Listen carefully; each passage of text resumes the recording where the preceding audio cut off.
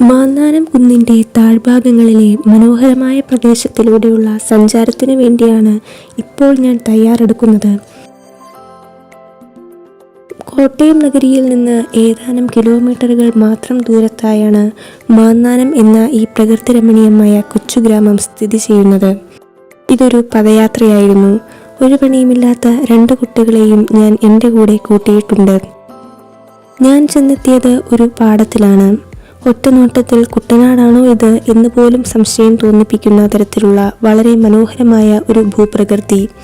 ആ പ്രദേശത്തിൻ്റെ കണ്ണഞ്ചിപ്പിക്കുന്ന ഹരിതാഭവും പച്ചപ്പും ആസ്വദിച്ച് ഞാൻ മതിമറന്ന് നിന്നുപോയി. പദയാത്ര ഒട്ടും സുഗമമായിരുന്നില്ല. താഴേക്കിറങ്ങുവാൻ വഴികളൊന്നുമില്ലാത്തതിനാൽ ഈ കാണുന്ന മതിൽ ചാടിയാണ് ഞങ്ങൾ ഇങ്ങോട്ടേക്കിറങ്ങിയത്. ഇത് ചിറ പോലെ ഒരു സ്ഥലമായിരുന്നു. 2 ദിക്കിലും മനോഹരമായ പാടത്തിൻ്റെ ദൃശ്യങ്ങൾ കാണാമായിരുന്നു. ഈ ചെറു നടപ്പാതയുടെ ഇരുവശത്തുമായി കുറ്റിച്ചെടികൾ വളർന്നു നിൽപ്പുണ്ടായിരുന്നു. അവയൊക്കെയും ശ്രദ്ധാപൂർവം വകഞ്ഞു മാറ്റിയതിനു ശേഷം മാത്രമേ ഞങ്ങൾക്ക് യാത്ര ചെയ്യുവാൻ സാധിക്കുമായിരുന്നുള്ളൂ. അതിനു പുറമെ വഴിയുടെ വശങ്ങളിലായി പശുക്കളും മേയുന്നുണ്ടായിരുന്നു.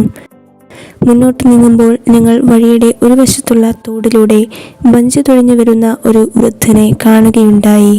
ആ വ്യക്തിയുടെ പേര് സ്പൾബർ എന്നോ അങ്ങനെ എന്തോ ആണെന്ന് ഞങ്ങൾ മനസ്സിലാക്കി. ആദ്യം മെല്ലെ നീങ്ങിയിരുന്ന വഞ്ചി പിന്നീട് മോട്ടോർ ഘടിപ്പിച്ച് ശരവേഗത്തിൽ പായുന്നതാണ് ഞങ്ങൾ കണ്ടത്. അങ്ങനെ സ്പൾബർ ചേട്ടൻ വഞ്ചിയുമായി ദൂരങ്ങളിലേക്ക് മറഞ്ഞു.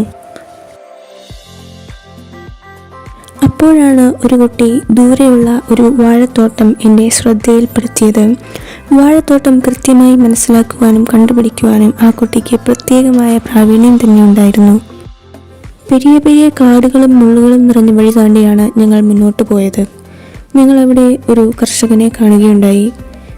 അദ്ദേഹം നിലമൊരുക്കുകയാണ് എന്ന് ഞങ്ങൾക്ക് മനസ്സിലാക്കുവാൻ സാധിച്ചു. അത്ര പരിചിതമല്ലാത്ത ഏതോ ഒരു കൃഷി ഉപകരണമാണ് ഇത് എന്നും ഞങ്ങൾ തിരിച്ചറിയുകയുണ്ടായി. മണ്ണ് നിറച്ച ചാക്കുകൾ കൊണ്ട് ഇങ്ങനെ ചിറകെട്ടി അടച്ചിരിക്കുകയാണ് ഇവിടെ. ഈ പാടത്തിന്റെ ഏതു ദിക്കിൽ നിന്ന് നോക്കിയാലും അസ്തമയ സൂര്യന്റെ അതിമനോഹരമായ ദൃശ്യങ്ങൾ കാണുവാൻ സാധിക്കും.